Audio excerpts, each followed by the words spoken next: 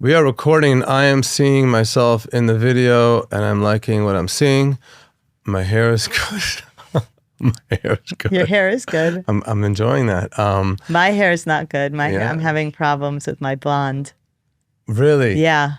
Yeah. Your blondness is giving you trouble? I'm having a lot of problems. It's not easy to bleach out your hair. I have dark hair and I like to do like a big, like really platinum blonde poof in the front. And the problem is that it breaks off. Well, I don't know how you have the patience to do that all the time. I've dyed my hair twice, and I was like, is this what women have to do all the time? My butt hurts from sitting in this chair. So you're supposed to go every 6 weeks. That's too much. Which is why I'm having problems. And my Japanese hairstylist basically fired me because I was like, there is no way I'm coming once every 6 weeks. Who has time for that? And then I went to someone else and he was like, no problem, I do it. Can we discuss maybe like a more natural dark hair color for you? We can. Like a rich, dark brown. Like my natural color? Yes. Yeah. You have a good natural color. But like enhanced. All right, let's get into it. You have a great natural color. It's not, your roots aren't white, so you're not graying out. Yeah, your natural hair color is nice. Yeah. And if you could add some sort of like a little yum, a little like. Look at this. What are you? What are you holding on to that you're doing this? You look like you just discovered electricity. Yeah. It feels so conservative otherwise. So lead into a little conservative. You come from an upper wealthy class, whatever. Your husband does well. You're buying a new house, reconstructing. You have a beautiful child in an expensive school. Yeah, pull it together. What are you doing with this? And you dress, the way you dress is like cute and chic and like fun. And I feel like you don't. I'm not saying I don't like your hair. I'm just saying like, so enough already with this. I'm just saying like maybe try it. Maybe like try it when next time you get it dyed. Just like don't take it all out and. Maybe next time you go get it dyed, just don't get it dyed. No, just dye it back to like where the normal resting baseline is. Your regular thing. Isn't that boring? Isn't this like a little bit like, it makes me feel like a little bit punk rock, like a little bit. You're not punk rock. You live in Westchester. Oh my God. I do not live in Westchester unless you live in Connecticut. I live in New York City. I do not live in Connecticut, so don't threaten us with that, okay? Yeah. And my aesthetic says Connecticut. And by the way, once those bathrooms are finished, Leo will never be. You'll never see me again. Enjoy these episodes where I'm here because unless you build me a studio in the basement of the house, I'm not coming back. Yeah, so don't threaten us with this. Don't say that. I said it and it's true. But like, what are you? You know what it's like? It's like those guys that hold onto their leather jacket that they peaked. It's where they peaked. They wear what they wear when they peaked, and they keep wearing it because that was when they peaked. Because you're saying she peaked. And no, but I'm saying, so just let that go. You had a great run with this hair.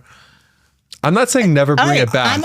I'm open. I'm leaning in to the concept of, okay, so make this darker? No. Whatever your natural color is. This is my natural color. So leave your natural color. That blonde thing is not natural. I'm not gay enough to know like the low lights, highlights difference, but like your natural color, but then with some sort of like zhuzh in there, like a little bit of like. So Upper East Side. Yeah, but that's what you are. Oh my God, honey, but that's what you are. This is an intervention. This is an intervention with your hair. No, this is. I'm very happy where this episode's going. I didn't want to be I don't want to people feel like, why are you picking on Periel? But we're not picking on you. We're letting you know.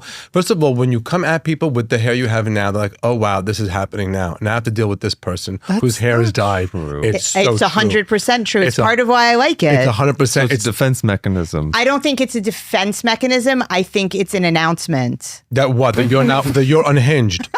No. Yes. No, I think that like it articulates a part of my personality that makes it very clear that I'm not that girl. That's how I feel when I have my hair shaved very short. See? When I have a buzz cut, like the skin fade buzz cut, and you say I look like a skinhead, I feel like that's a more accurate representation of who you're about to deal with. There you go. But that being said, I listen to the people around me who love and care about me, and thus my hair. Look at this. Look at this. Killing. Look at this. This. Killing. Look at this. Oh. Okay, first of all, yes, you have gorgeous hair. By the way, I'm getting grays. I'm not a getting grays psychiatrist, right but here. you have deflected or diverted or whatever the word you're using. We're back to you. That's His fine. hair No, is no, fine. He just said exactly how I feel, though, that it are. Right. And by the way, I loved your shaved head that was bleached blonde. I thought it was so Yeah, it was cool. hot. Could you not? It's giving Jake Gyllenhaal in that movie Jarhead. There's something really cool about it. Like everybody has like brown hair, and it's like I feel like it represents my personality a little bit more. Your personality has evolved since then. And I Has think it has, yes. Okay. You're more. Maybe after you dye your hair back to normal, we can get you a tattoo. See, Okay. I would But that love would that. be just like a little peak. But I'm just little saying, you peekaboo know, moment. I I'm want just, sleeves. oh my God. I'm just saying, try to not have that bleached part of the hair. It'll change. It'll All right, be let's good. pose it to the audience. Oh, Audience that's good. members, let's do a poll. We'll chop this up and put it on the AHM_podcast Instagram page. Or you can leave us a voice memo at the little link that's in the description of the bio. You can record us a little voice note. What do you think of Periel's hair? Be nice. Or, what do you think? Oh, no, don't be nice. you don't Be have to be what you Honest think. feedback. Not Honest mean. feedback. But just be prepared. If you're not nice, I'm also going to not be nice. Yeah. Bleached out. So this whole thing bleached out for those people who are listening and not watching. It's Also, like, it's so expensive, right? It's so not expensive. It's no. It's like it's you need to take that money And get tattoos. and put it in the floors of your house. period. all right. I hope Guy doesn't listen to this episode. He'd be so happy. He doesn't Just do it for listen to him, any if of this. anybody. Just do it for He him. doesn't care. He doesn't. If you ask him, he probably wouldn't even know what color my hair is. He knows. That's not true. He knows. He knows. He knows. I don't think he does. He does. He does. Try it. Like, let it go and try something else. Just go. Get a for- tattoo. A tattoo, leave it alone for a minute. But your hair, we're discussing your hair. Okay, and fine. I think you should let that blonde thing go. Try letting it go. So let this grow out. Whatever you Totally. do to get rid of it, just No, go no, back you to your can't. your You- natural color. Look at this up front here. You're such a beautiful brown, rich. All right, this color. conversation Okay, is going. we're too gonna far. see this through to the end. We might go to the Maybe we might should do pick- content where we go with you to the hair. Yeah, we salon. might have to pick a hair salon. I asked Dina, by the way, because Modi's best friend Dina. I was like, Dina, your hair always looks her hair's so stunning. nice. Okay, that will cost what one of your Yeah. bathrooms costs. Yeah. Yeah. Like, Dina, your hair always looks so nice. And she was like, oh. She has beautiful hair. Well, the first thing is it starts with a cut. And then I was like, oh, okay, sure. Where do you get your hair cut? She's like, well, not in the back room of some salon in the East Village, for starters. That's for sure. Yeah. Yeah, that's. But And it's it will worth cost it. $1,600. But the rest of your hair, that's your natural color, right? Yes, Those this is roots. So everything- you're not graying out yet. No. So enjoy that. My God, I'm graying out. enjoy Did that. no one hear me when I say I'm graying out? we just glossed He over had it. one gray hair. He's falling apart. I think I'm gonna look hot with salt and pepper hair. I think so too. I'm kind of like salty, peppery now. Yours do you dye your hair? Like my gays dye their beards. I never heard about that. Okay. What? People do that? People Yes. do that? Why? What? Really? Your beard changes colors? Yeah, that I couldn't figure out. I was like, Nissim, you look so different. Mm-hmm. I was like, oh, your beard is like jet black. This Okay. episode is brought to you by Just for Men. Okay, so wait a minute. So okay, regarding dyeing your beard, you cannot go jet black. You can't go crazy. There's ways to do it where it's like you're still natural, like there's still white hairs in there. Yeah. Like you need to like dye it right. You can't dye it bad. I think salt and pepper is sexy though. I like salt and Same. pepper. Yeah. I like it when I'm they're- super happy that we got to a point where you're gonna let this blonde thing go. I'll consider it. I Does love that this mean journey for you. will I also be able to get a tattoo at some point then? We'll discuss I'll that go with after. you. We'll just- You'll go I'll with go me? with you. Once you Yeah. dye your hair, then Yeah. we'll decide what the right. I thought I can just leave it. Now I have to dye it. No, dye it back to normal. Dye it. Can I just let it grow out? No. No, Okay. it's too long. All right, let's move on. Speaking of aging and time moving, I spent about 5 hours locked in an attic the other day because I was doing a favor for a very Anne dear Frank. friend. Are you doing a favor for Anne Frank? you were Were you finishing soundproofing her walls, I hope? you were finishing her book for her. Oh my God. I was doing a favor for a very dear friend, and also I feel like for the world at large, which I was going through and organizing and archiving for the past 30 years of video cassette VHS tapes from the Comedy Cellar. And it was amazing, even though I was sweating and covered in dust and it was disgusting. But I found so many tapes of yours with your name on it. See them. It was so fun and exciting. And like all of these people who are so successful now. That's such a gargantuan task, Wow. digitizing all that stuff. How do you not have help? There's a company who will do it for you. Well, I'm not. Yeah, I'm No, preparing like you ship it off to them and they'll that's do what's it. happening. Okay, I'm okay, good, thank preparing God. it for that. 'Cause it's Why? so Because I hard don't to think do. he really trusts anybody else to touch them, to be Right. honest. But it was like Billy Burr, Greg Giraldo, Patrice O'Neill, Louis C.K., Modi, Bobby Kelly, Jim Norton, Dave Attell, like Colin Quinn. On the same show. Yes. On the same yes, show, on the absolutely, same yeah. show. Like January 24th, 1998, right? And it was just all him. And the show began at 9 That's 6. and ended at 2. yeah. I mean, Yeah. I'm Did telling people stay the whole time? People came in and out. Oh, There was that it sounds wasn't like it is now. not ideal. Back then you had people coming in off the street. They had a barker and they had I think by that what's the date on that? this one is 8/1901. So that was already it was kind of more of a show where people were coming in, but before there was a guy that barked off the street and people came in and they walked in and they said no drink limit minimum or anything and they just would watch the show and then the show would be amazing. You had Louis C.K. There's You no had drink minimum? You could stay the whole time? Yeah, it would go for hours. It would go for hours and they wanted to make sure it wasn't empty.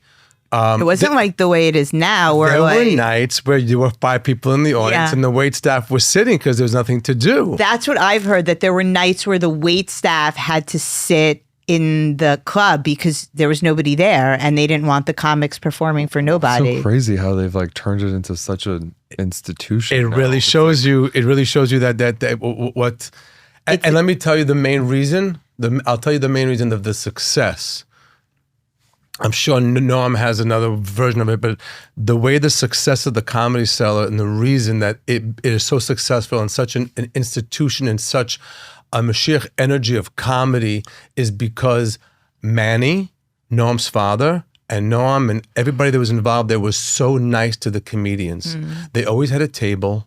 They always had the privacy. They could always try things out, and they could always, before everybody had a phone and all that, but they were just nice to the comedians, and the comedians remembered that. So when they did blow up, they came back and they plugged it, and they always talked about it on the Tonight Show or whatever show they were on at the Comedy Cellar. This week I'm in the Comedy Cellar, and it's when you Google top 10 things to do in New York City, Comedy Cellar is right there, and it should be. It is such an amazing night of fun to go with your friends if you and you don't know what's going to happen, but whatever is going to happen is going to be fun and amazing. You might have Jerry Seinfeld walking in, but if you don't, the 5 people that are on are going to be amazing. Yeah. Otherwise, they wouldn't be on. And so that's the reason it blew up so much, because they were so nice to the comedians. Above the Comedy Cellar, as you know, is the Olive Tree, the restaurant, and there's a comics table. And any other restaurant in the world, if the place is packed, they take the comics to get off so they can seat people. They never did. They just left that table for us, and it was just an amazing. It's still back there. It's comics only, right? Yeah, And Leo. but now then I'm assuming, I don't know, I'm not doing their taxes, but I'm assuming they're making their money on the comedy night, not the restaurant. So they don't. But back then the restaurant was an income. I'm not doing their taxes either, but that was how Noam and I actually became friends, because I was interviewing him for this column that I was writing for Tablet Magazine, which I interviewed you for too, like a million years ago.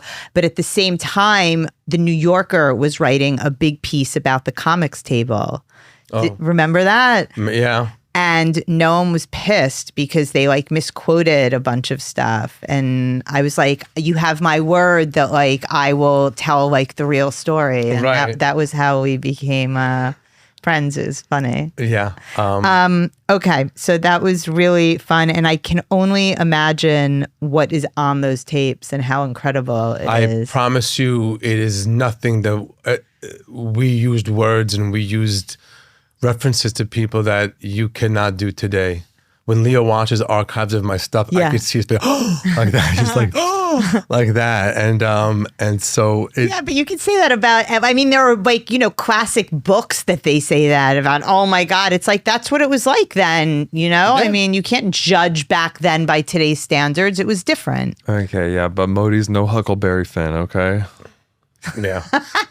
I didn't know. I didn't have a Leo in my life telling me that's not how you phrase that. That's not how they are referred to, and that's not. There was nobody did. Yeah. Yeah.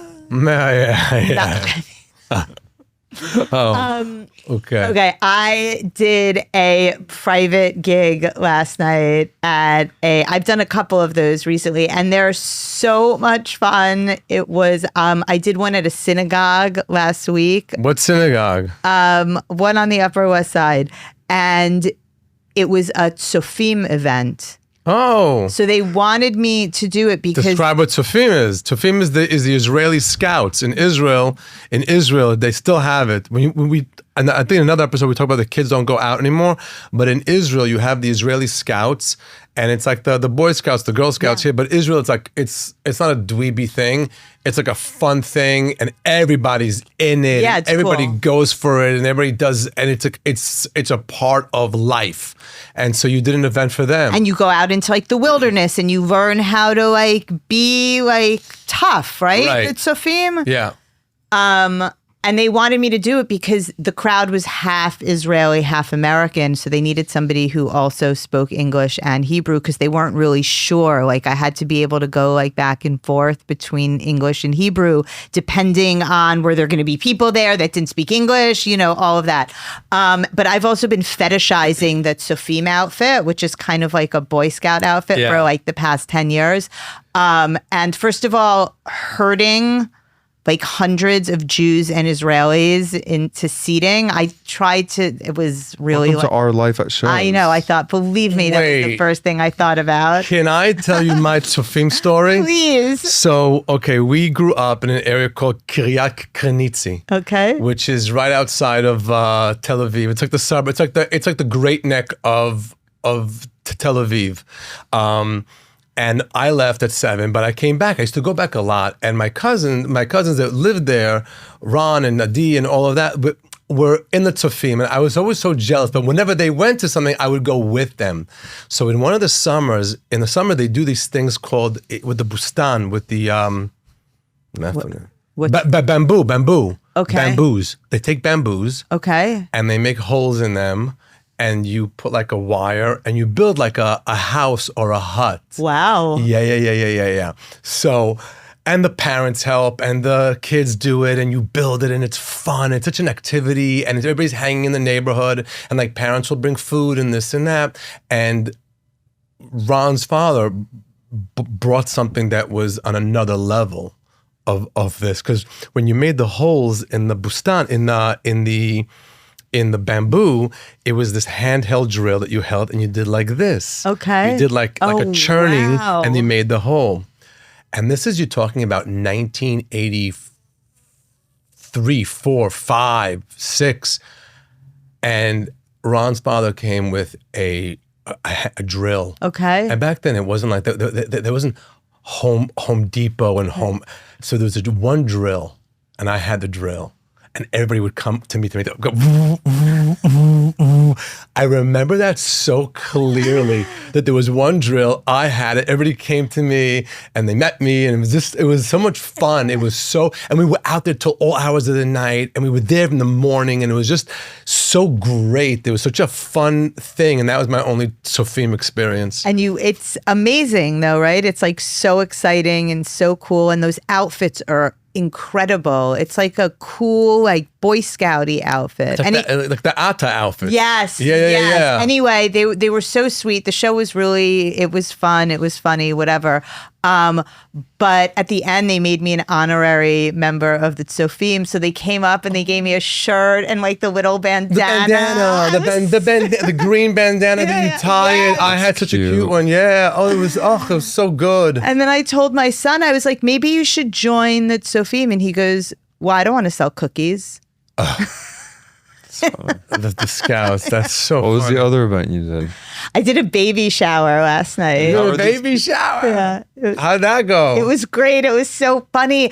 I was like trying to like think. I actually almost called you, but then I figured it out. Like, I feel like you do these like, and there weren't that. I mean, there were maybe like 100 people. I feel like going up and just like doing material is like it doesn't like really work in these like intimate events. And so like I basically took their story. I spoke to them. Yes. And the men and the women were there.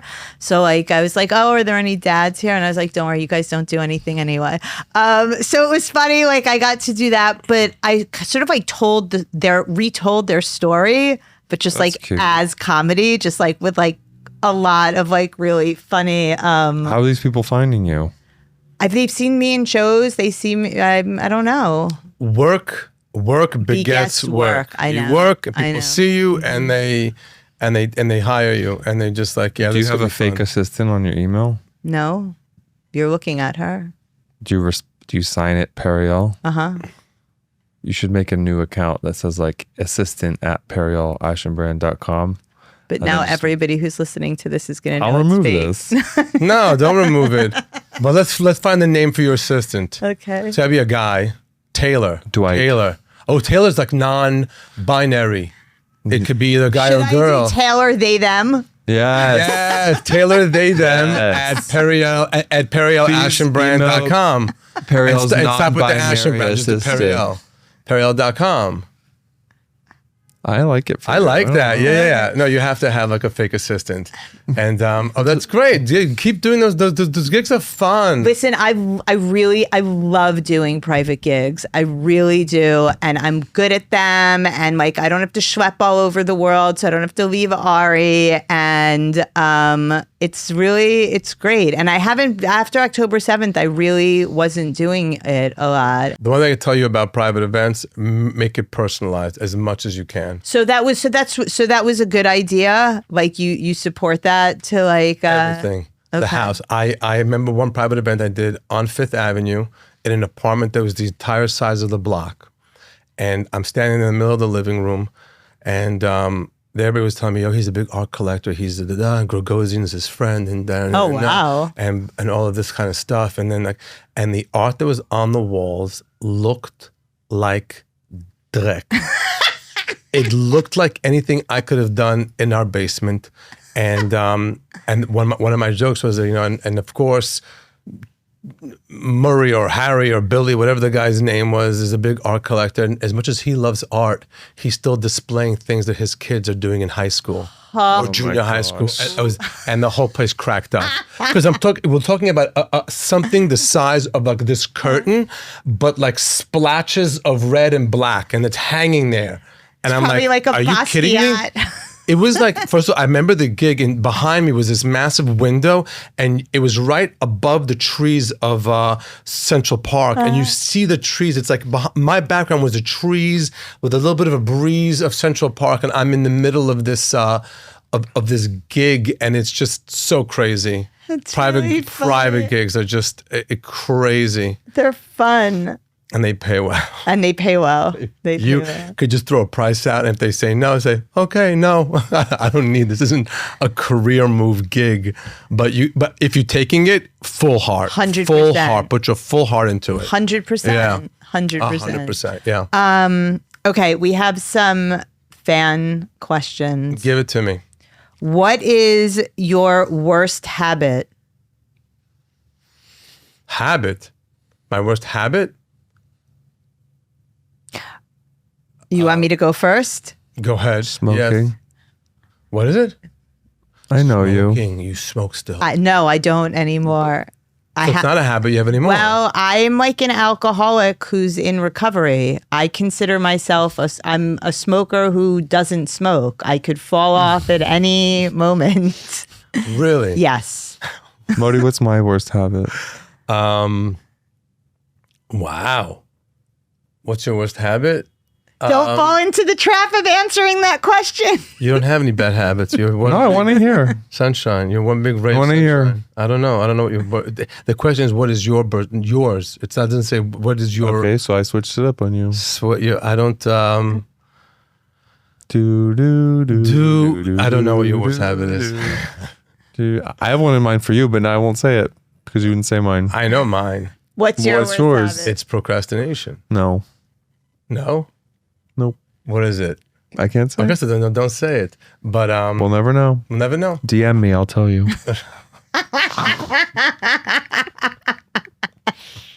Is that your worst habit? Procrastination? It's what You're is really not that bad at procrastinating. Like you get everything done eventually. that? I do, but it sits on the top of my head, and I it's- procrastinate too. No, you don't. Absolutely not. I just want to tell you, do you know how fast my husband would jump on the opportunity if somebody asked him, what's Periel's worst habit? He would be there with a list. And He's like, well, I've been keeping a list on my phone for this exact purpose. I really don't have a worst habit. It's not a habit. Things happen once in a while, but there's no. I know what both of your worst habits. Let's hear. Let's hear it. This Celsius thing that you guys drink. Okay, hear me out. First of all, it's full of vitamins. Full of vitamins. Full of vitamins. It has nutritional content in it. It does? It's only 10 calories. There's like no sugar or like barely, I don't think there's barely any sugar in it. And if the trade-off means that I am exhausted, okay, and then I need to go to the gym and work out, and the only way that I'm going to get that workout in is by consuming said Celsius, it's a wash. And It's speed. no, it's not. It's just caffeine. It's Which just caffeine. is- So what's the difference between you chugging coffees all day or something? Also not great for you. Whatever. I don't feel like it's We had that to bad. pick If my worst vice is the Celsius I have, maybe not even every day. That should be the worst thing we I have. thought you consume multiple. No, you can't. a day. No. You cannot do that. That's No. Oh, that's physically okay. Then I impossible. take that back. Then I retract your worst habit. And it's also like it's so layered. Like if I do it before a show, that means I need to make sure I have a good sleeping pill afterwards. I'm going to be vamped up Yeah, that's probably our worst habit. with the sleeping pills. Yeah. We are weaning off of Speak for yourself, honey. our favorite text message is Your alprazolam is ready. Do you guys take sleeping pills? We've discussed this. We don't need to talk about it again. Okay. What's your worst habit, Leo? she just asked you a question. No, I know, but I want you to answer it for me. I don't know your worst habit. I pick my skin a lot. Do you? Yeah, so do you. Where do you pick your skin? On my face. No, you moisturize and you have masks and things that take up.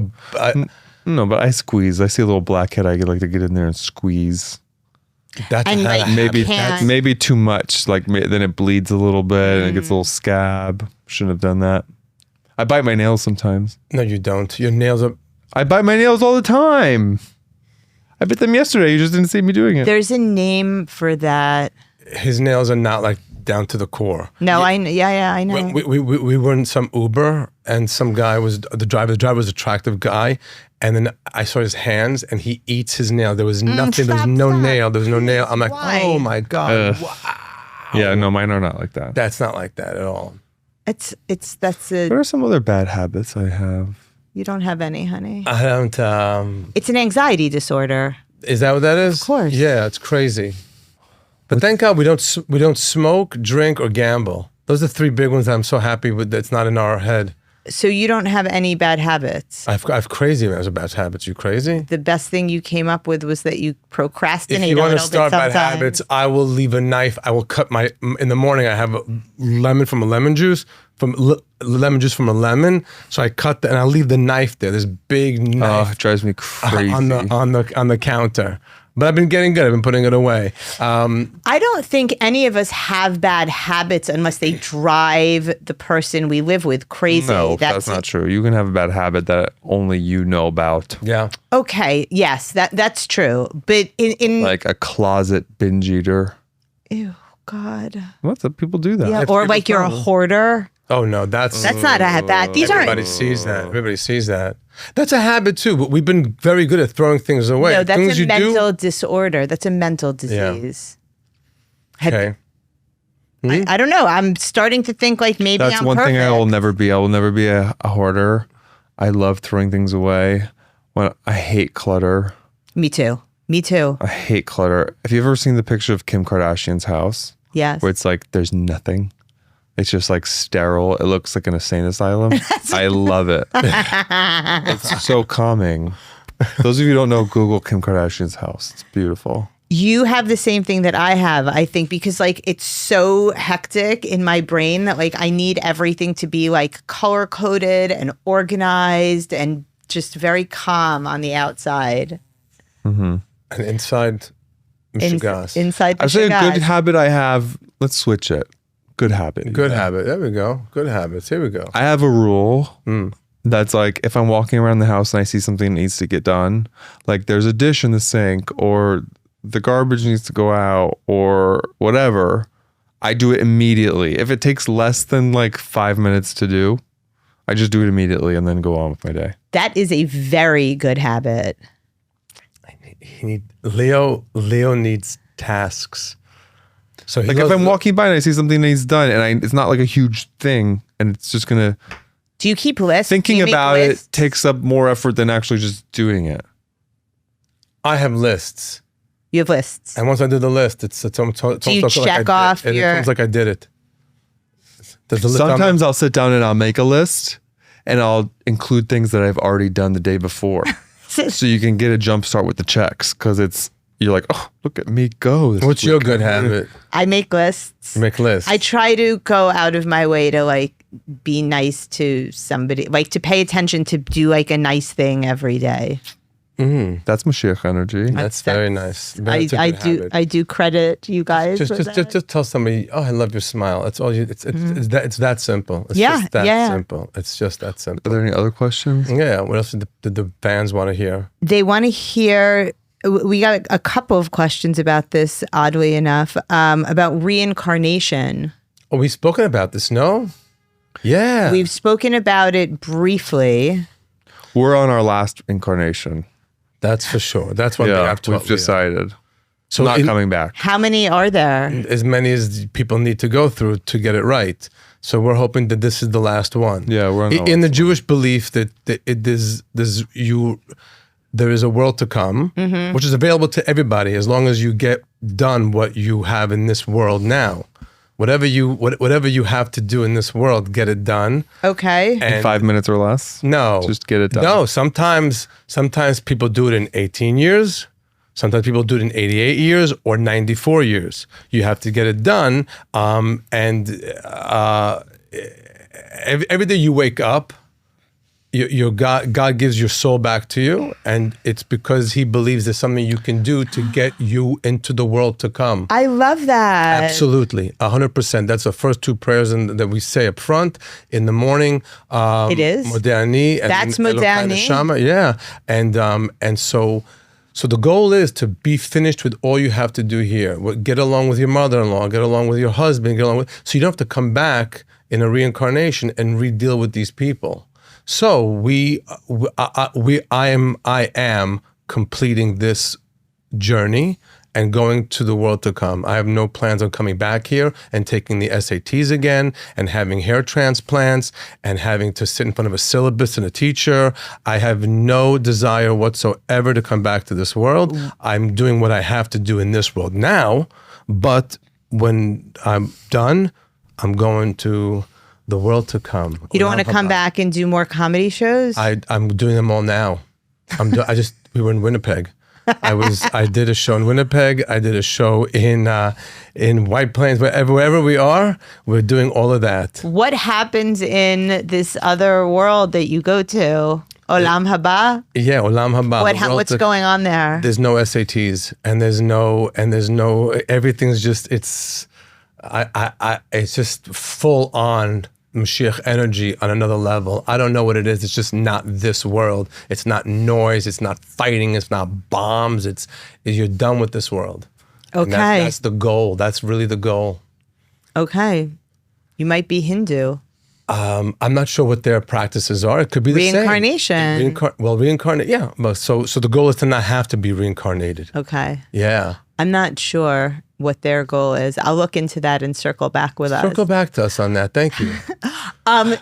Do you have any other thoughts about reincarnation? Or are you also done? You're not coming back? I don't know if I believe in it, but I'm definitely not coming back. You're done? Yeah, I'm done. Okay. Do you have any books? I might haunt some people when I'm gone, though. Hilarious. Just for fun. How I'd be a anybody fun in ghost. particular? Not like a scary blood on the wall ghost, but like a bump in the night sort of like cheeky little ghost. That would be fun.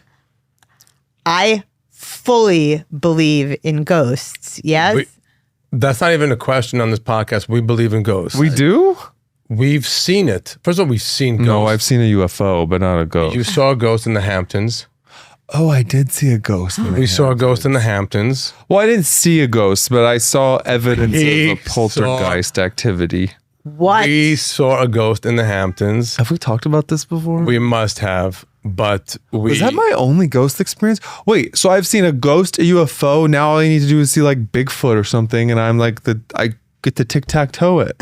What's it called when you win all the triumvirate? No, when you win an Emmy, an Oscar, and An EGOT. EGOT. Yeah. Oh my God, supernatural EGOT. Wow. Supernatural EGOT. Yeah, absolutely. Okay, I'll tell you. Can I try to tell the ghost in the Hamptons story? Sure. Okay, so we're setting the scene. We're going to the Hamptons. We're staying at my friend's house in East Hampton. He has a beautiful house, and then he also has like a guest house, like a pool house in the back that has all the fixings, the guest room, the kitchen, whatever. So it's like a full standalone guest house. But we get there, and we get there early. We got there before him for some reason, and I texted him like, hey, we're here. He's like, go ahead. Here's the code. Like, make yourself at home. He goes, by the way, I'm going to sleep in the pool house because it's easier with the dogs because he has dogs. And you guys just go upstairs and take whatever room you want. So it's a nice house. We open the door and it's like staged like it's about to be photographed for a real estate listing. Like it's impeccable. It's spotless. Every vase, everything's in its place. And so we walk in without our bags first. We go, let's just go do this, make sure the code works. And then let's do like a lap upstairs and figure out which room we want. And then we'll go grab all of our stuff and then go upstairs. So we go inside, we walk up the stairs, we take a look at all the bedrooms. This one's nice, we'll take this one. And then we say, okay, so let's go get our bags. So then we go downstairs. This takes like 45 seconds, maybe. I don't know. We go, because we didn't have that much stuff with us. It was just a weekend trip. So we just go grab our duffel bags out of the trunk. Mm-hmm. We walk back into the house. You have to go through the dining room to get up this, like it's a very narrow staircase with like a sort of like a doorway that goes up to the second floor. One of the very, very heavy dining room table chairs is fully moved like 6 feet from where it is, because I can see where all the other chairs are and where this chair Much more was. than 6 feet. Has moved fully across the room and is now directly in the doorway to get upstairs. Come on. Yeah. Like fully blocking. And I said, Modi, was this chair here before? Because I would have had to go around it or like move it to get up these stairs. And we were just up there. And he was like, we just looked at each other. And I was like, okay. And then I put it back. And then I was like, that was weird. And so then when my friend finally arrived, I was like, hey, just like a question for you. Like, how old is this house? And he was like, oh, it's pretty old, but we like redid the inside, whatever. And he was like, I was like, have you ever had like weird stuff happen here? Like, is there like a ghost or something activity. here? Have you had ghost activity? And he just looks at me and goes, oh yeah. Yeah. He said, yeah. Oh yeah. And he goes, that's also why I sleep in the pool house most of the time. Stop. Yeah. I said, when were you going to tell me this? But it was a friendly ghost. It just wanted to be acknowledged. And then, so we got over it. First of all, I like just filed it away in my head as like, maybe I missed it. Something happened. I don't know how this could have happened, but like, let's say it's not a ghost. So we get in, we settle in, we put all our stuff away. Now we've been in the house for like an hour. We're just hanging out in the living room, waiting for my friend to come.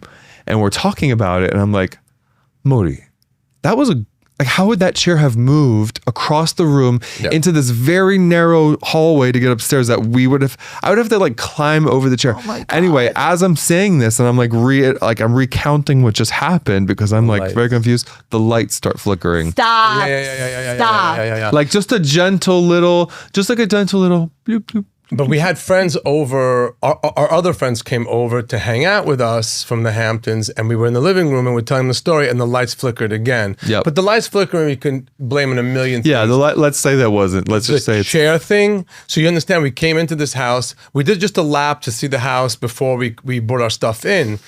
Even if we wanted to sit, we would have sat in the kitchen. Why would we go to the dining area? Yeah, It's of like course. a formal dining area. Yeah. It's like, and like I said, everything was staged perfectly, like to be photographed. Yeah. I feel like you could explain the lights away if it didn't happen as you were telling the story of the chair. Like, I feel like he was like, hi, yes, you're right. And then we started talking to him.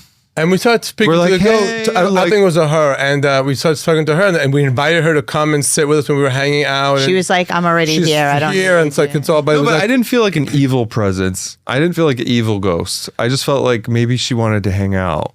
And I honestly, I sound crazy right now, and I completely forgot about this. I blacked it out, but I don't think before that I believed in ghosts or like.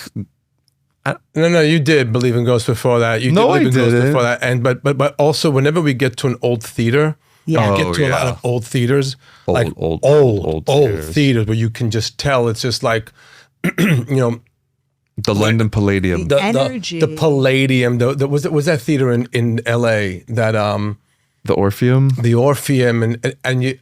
Right away, we speak to the people who you can tell have been there for like 20 years and go, do you guys have any ghosts here? And they don't even like, there's no hesitation. What about in Phoenix? Yeah, they're just right away. Yes. What happened in Phoenix? In Phoenix, this wasn't that long ago. So I make it a joke when we get there for sound check. I always like to ask the theater people, I'm like, so like scale from 1 to 10, how haunted is this place? Because like I'm kind of kidding, but also I'm like, some of these places are really old. And like the London Palladium is super old, and like they have scattered ashes, like actors' ashes on the stage before, like underneath the stage. So I was like, okay, there's like crazy energy here. And so I walk into the Phoenix one, and it's also a pretty old theater for Phoenix. It was over 100 years old actually. And I go, okay, scale from 1 to 10, how haunted is this place? And they go, oh yeah, it's pretty haunted. And I was like, okay. Haha. And then we had two spotlight operators for the show, and the spotlight operators are like way up top, like in the guts of the ceiling, where you have to like go into a catwalk and then like a staircase, and it's not accessible to the public. It's like they're really high up there. And we had two spotlight operators there, and then after the show, I'm with the stage manager, the production manager, someone who's on walkie-talkie with them, and the two guys upstairs are like, yeah, we're closing up shop now. Can you just tell who's ever up here to stop walking around, because like I don't think they have clearance to be up here or something. And the stage manager, his face just goes white, and he goes, there's no one up there except for you two. And he goes, nope, there definitely is. Someone's been walking by back and forth the whole time we've been up here. I have chills right now. And I was like, oh my God. And then they had to like scramble security to do a whole sweep of the building, because they thought maybe like, I don't know, there was a a crazy person hiding somewhere in like the guts of the ceiling. This is like a crazy theater, so many places to hide. And they were like still searching when we were there for a while, and I could hear the conversations on the walkie. They were like, no, I saw like a person, and the other guy who was with him was like, there was someone walking around up here, and like we saw them, but we couldn't see really what they looked like. But I love knowing that there's a ghost in the theater. Like, do you guys believe in ghosts? Yes or no? I love doing a show in a theater that's haunted, because like, especially like the Palladium. Judy Garland. Judy Garland is there. It's like that was her place. There? Yeah, she's not there, and it's like fun. It's like a little. As long as they're friendly, it's okay. They're friendly. They're friendly ghosts. Why were we talking about ghosts? Was that the question? So yeah, I guess I have had a ghost encounter. You had a big ghost encounter. We were talking about reincarnation. That was how we started talking about ghosts. That, right. Anyway, I want to thank our sponsors, A&H Provisions, Galat kosher food that is ghostly amazing. Ooh. That night, it sounds amazing. Thank you, Seth, for being a part of this podcast. And the food is absolutely delicious. It's Galat kosher. The hot dogs are on another level of hot dogs. If you are a hot dog eater, these are the ones you should be eating. And it is 30% off your first purchase with code word MODI on kosherdogs.net. Also, Whites and Luxembourg, the law firm that not only does well, they do good, super philanthropic. On top of that, they help us. They are a part of our podcast community and help make this podcast as good as it is, and fun. And we thank Arthur, as our friend who's been on the podcast, and Randy, his wife, who listens to it and tells them what we talk about. And one last question, very quickly. A book you'd recommend? Oh, that's easy. I've talked about this a million times. Talk about it again. Dr. Wayne Dyer's Power of Intention, where he breaks the whole world down on the whole world is abundance, beauty, creativity, kindness, expanding energy, receptive energy, and love. And that's the way he organizes it. Whereas I guess in Kabbalistic world, it's Keter Chachma Bina Chesed Gevurah Tiferet Netzach Hod Yisod Malchut, the 10 dimensions of counting. And it's a very great way to, when you read his book, it makes Torah a lot more digestible, palatable, digestible, more, you can understand more. And it's a book that I think should be on the reading list of every student, every junior high school and high school student, just to get in touch with how powerful your intentions are. And that's my book for a long time. Okay. Yes. You? I don't know if I have one. I can only remember the last book I read, which I don't want to recommend to anyone. Okay. And yours? I would recommend my books. You can find them on Amazon.com. The Only Bush I Trust Is My Own, and On My Knees. Perfect. On that note, we have shows. I'm not sure when this is airing, but there are shows, and make sure you go to a live comedy show. Get out of your house. Don't just go with your friends to eat at Bronzino. It's someplace that's quasi kosher. Go to a comedy show. ModiLive.com. Find out when there's a show near you or near your friends. Send them the link. Come. Be the friend that brings the friends to the comedy show. That is Mashiach energy. You're creating friends' laughter, and say hi. Say, we love the podcast. There's Leo. Oh my God. Love when that happens. Thank you all very, very much for listening, and lots of love and Mashiach energy. Bye. Bye.